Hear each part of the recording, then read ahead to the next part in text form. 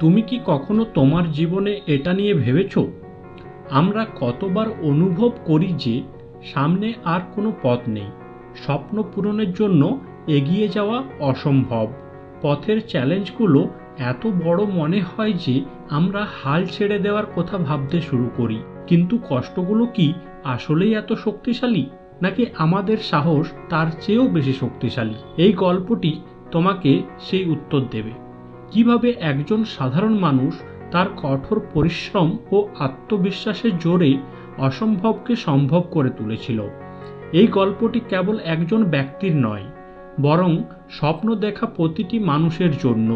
স্বপ্ন পূরণ করতে গেলে সাহস এবং দৃঢ় সংকল্পের প্রয়োজন হয়। তাই আসো, এই যাত্রার গল্প শুনি, যা তোমার জন্য নতুন অনুপ্রেরণা ও আশার আলো বয়ে আনবে। এই গল্পের শুরু এক ছোট্ট গ্রাম থেকে, যেখানে জীবনযাত্রার সুযোগ সুবিধা খুবই সীমিত ছিল, কিন্তু প্রাকৃতিক সৌন্দর্য ছিল অপরিসীম।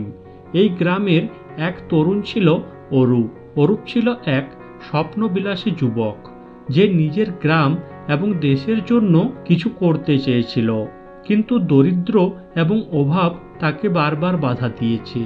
তার পরিবারে 5 জন সদস্য ছিল।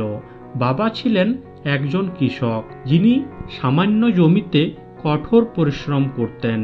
মা ঘর সামলাতেন, কিন্তু অর্থের অভাবে দিনে দুবেলা খাবার জোগাড় করাও ছিল কঠিন। গ্রামের স্কুলে পড়াশোনা করা সহজ ছিল না, সুযোগ সুবিধার অভাব ছিল, তাই বই কেনার মতো সামর্থ্য ছিল না। কিন্তু অরূপ জানত শিক্ষাই তার দরিদ্র থেকে মুক্তির একমাত্র উপায়। তাই সে বড়দের কাছ থেকে গল্প শুনে অনুপ্রাণিত হতো, স্কুলের লাইব্রেরি থেকে বই এনে পড়ত। কঠোর অধ্যবসায়ের মাধ্যমে সে স্কুলের পড়া শেষ করল, কিন্তু এরপরেই কলেজের ফি তার জন্য বড় বাধা হয়ে দাঁড়ালো। তার বাবা চেয়েছিলেন সে পড়াশোনা বাদ দিয়ে কৃষিকাজে সাহায্য করুক, কিন্তু অরূপ হাল ছাড়েনি। সে গ্রামে টিউশন পড়ানো শুরু করলো এবং সেই উপার্জনেই কলেজের খরচ চালালো। শহরে এসে সে নতুন এক বাস্তবতার মুখোমুখি হলো।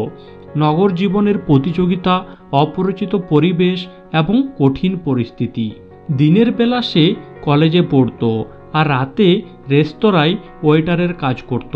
ক্লান্তি তাকে থামাতে পারেনি, কারণ তার স্বপ্ন ছিল প্রচণ্ড শক্তিশালী।